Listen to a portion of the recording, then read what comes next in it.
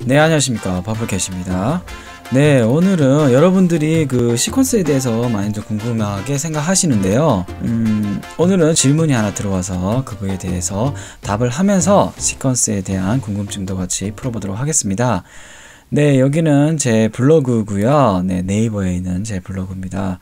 제가 이렇게 시퀀스에 관한 포스트를 하나 올려놨었는데요. 많이 쓰시는 6mm 캠코더죠. 보급이 아주 많이 된 PD170으로 찍은 영상이 있으시고요. 그리고 6mm 테이프로 찍은 영상이 있으시네요. 그런데 이것만 있으면 문제가 발생하지 않을 텐데 새로 산 NX30N 메모리 방식의 캠코더도 있어가지고 시퀀스를 어떤 걸 선택하실지 모르겠다라고 하셨습니다. 네, 시퀀스라는 것은 도마라고 생각을 하시면 됩니다. 요리를 하게 되실 때 재료들을 도마 위에 올려놓고 그 재료를 다듬거나 요리를 하시게 되는데요. 이 같은 경우에는 제가 봤을 때는 6mm 테이프 소스가 더 많을 거라고 생각이 드는데요. 네, 그러면 DB 시퀀스를 선택을 하셔가지고 편집을 하시는 게 좋을 것 같습니다. 네, 하지만 만약에 NX30N을 HD로 찍으셨다면 NX30N으로 찍은 소스들은 DB 시퀀스에 비해서 크기가 크기 때문에 나중에 사이즈를 줄여주는 과정이 필요합니다. 지금 제가 말씀드린 것을 잠시 보여드리도록 하겠습니다. 네, 프리미어가 있죠. 여기서 제가 새 시퀀스를 한번 만들어 보겠습니다. 제가 말씀드렸던 DB-NTSC 스탠다드 48로 선택을 해봤습니다. 그래서 네, 새 시퀀스가 만들어졌습니다. 질문에서 말씀하셨던 그 DB 소스가 여기 있는데요.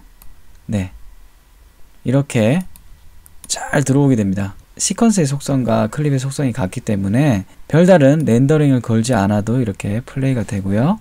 그러면 만약에 720p로 찍은 영상이 있습니다. 이 시퀀스 위에 720p로 찍은 영상을 올려놓게 되면 네, 이렇게 빨간 줄이 가죠.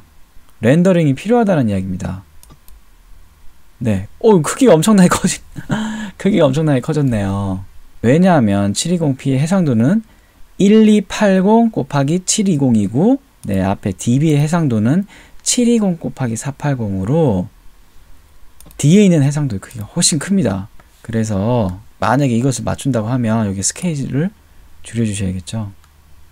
네, 비슷하게 맞춘다면 한 51% 정도로 네, 스케일 사이즈를 줄여주셔야지 네, 대충 맞게 됩니다. 제가 말씀드렸던 건 이런 것을 말하는 겁니다. 네, 그러면 제가 새로 시퀀스를 하나 만들어 드리겠습니다. 네, 이 클립에 맞는 시퀀스를 선택을 해 보겠습니다. 네, 이렇게 New Sequence from 클립을 선택해 주시면 네, 새로운 시퀀스가 하나 만들어지죠. 이 클립에 맞는 시퀀스입니다.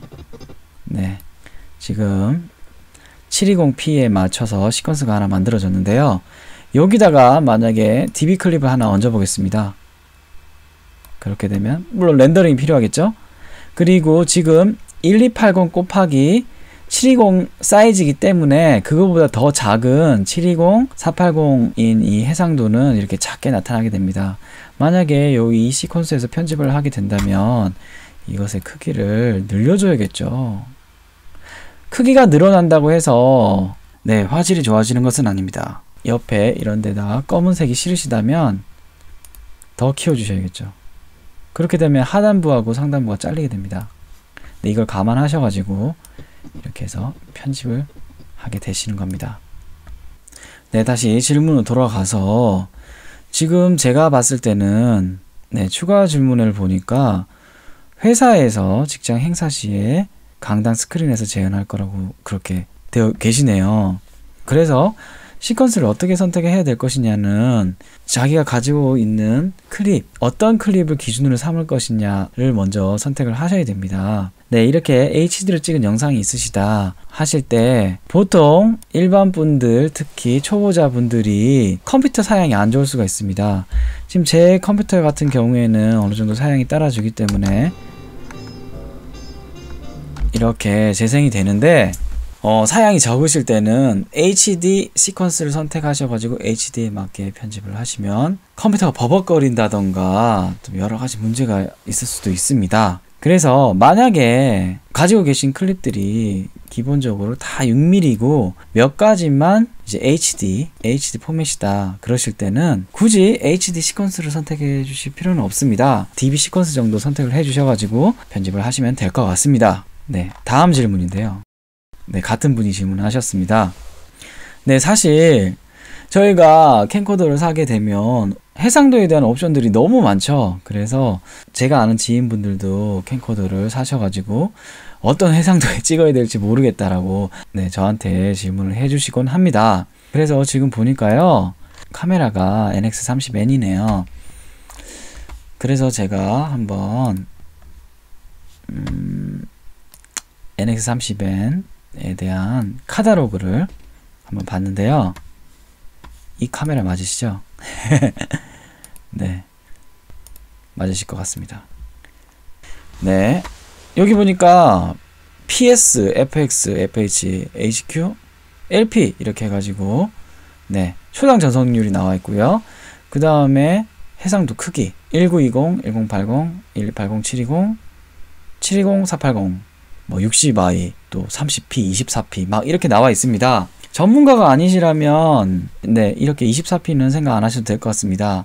영화 프레임 수죠. 24p. 네, 영화적인 효과를 나타내기 위해서 쓰는 것입니다. 보통 저희가 일반적으로 TV를 기준으로 하신다면 60i나 30p 정도만 알고 계셔도 됩니다. 그리고 PS, FX 이렇게 막 약자로 되어 있으니까 막 어려워 보이는데요. 가로 속에 나와 있는 것처럼 초당 전송률을 의미하는 겁니다. 초당 전송되는 메가수가 더 많다면 화질이 더 뛰어나겠죠. 네, 화질에 대한 것입니다. 하지만 화질이 뛰어날수록 고사양 PC가 아니라면 버벅거릴 확률이 높을 것입니다.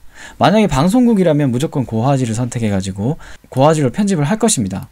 그리고 만약에 편집 없이 가정용으로 소장하실 거라고 하셔도 최고 화질로 찍으시면 됩니다. 그런데 편집을 하게 될 때 문제가 발생하게 되는데요. 내 컴퓨터는 사양이 높지도 않다. 이렇게 되면 저화질의 낮은 해상도로 이런 1280, 720의 낮은 해상도 또는 720, 480의 낮은 해상도로 인코딩을 해 주셔가지고 그거를 가지고 편집을 하게 됩니다.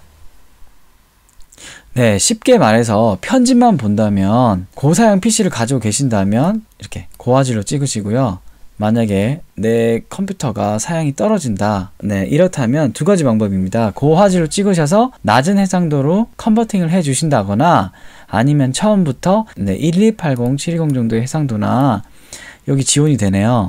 720 곱하기 480 정도의 해상도로 찍으셔가지고 편안하게 편집을 하시는 방법이 있습니다. 네, 더더욱이나 기존의 영상들이 이렇게 6mm 소스들이 많으시니까요. 제가 봤을 때 쉽게 편집을 하시려면 이 정도 사이즈로 이렇게 60i를 선택하셔가지고요. 네, 이렇게 해서 60i 이 정도를 선택하셔서 찍으시면 될 것 같습니다. 이렇게 720 곱하기 480 정도의 해상도로 찍으시면 특별히 이렇게 모션으로 가셔가지고 스케일을 수정해 주셔야 된다거나 그럴 필요가 없으십니다. 네, 왜냐하면 네, 다 똑같은 720 곱하기 480의 포맷이시니까요. 크기를 수정할 필요도 없고 편집이 좀 더 용이할 것입니다. 그리고 나서 좀 더 편집에 익숙해지시면 그때 HD 퀄리티로 찍으셔가지고 편집을 하셔도 될 것 같습니다.